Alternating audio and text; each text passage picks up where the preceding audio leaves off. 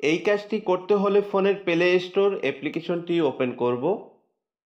এরপর সার্চ বারে গিয়ে লিখব অ্যালাউস অন এমোলিড। ওকে, এরপর সার্চ করব।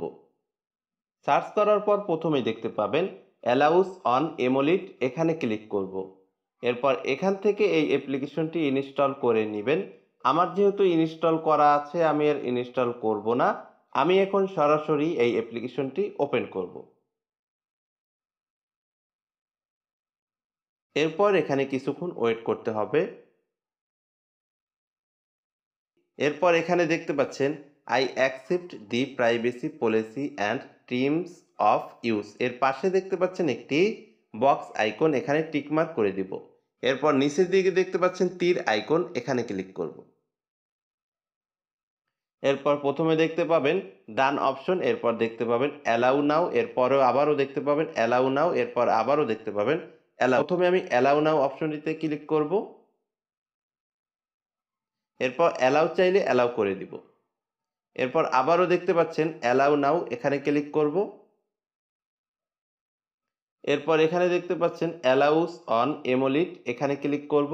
এরপর এখানে অ্যালাউ করে দিব।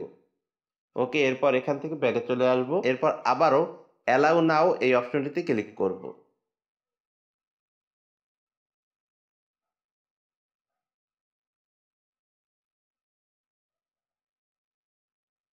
এরপর এখানে আবারও দেখতে পাচ্ছেন অ্যালাউস অন এমোলিড, এখানে ক্লিক করব।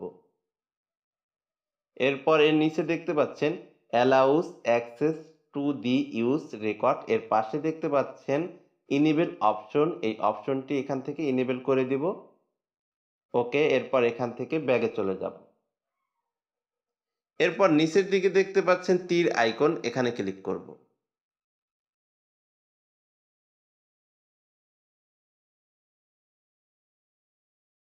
এই অ্যাডটিকে আপনারা কি করবেন, উপরের দিকে দেখতে পাচ্ছেন ক্রস চিহ্ন, এখানে ক্লিক করব। এটা কিন্তু ক্লোজ হয়ে গেছে। এরপর নিচের দিকে দেখতে পাচ্ছেন অ্যালাউ নাও, এখানে ক্লিক করব। এরপর আবারও অ্যালাউ এর উপর ক্লিক করব। তো এরপর এখানের কাজ শেষ। এখন আমি ব্যাগে চলে আসব।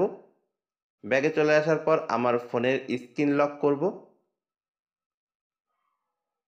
ওকে, এরপর একটু এখানে ওয়েট করবেন। এখন এখানে দেখতে পাচ্ছেন আমার ফোনের স্ক্রিনে কিন্তু আমার ফোনের টাইমটি ভেসে উঠেছে। তো আপনি চাইলে এই কাজটি করতে পারেন।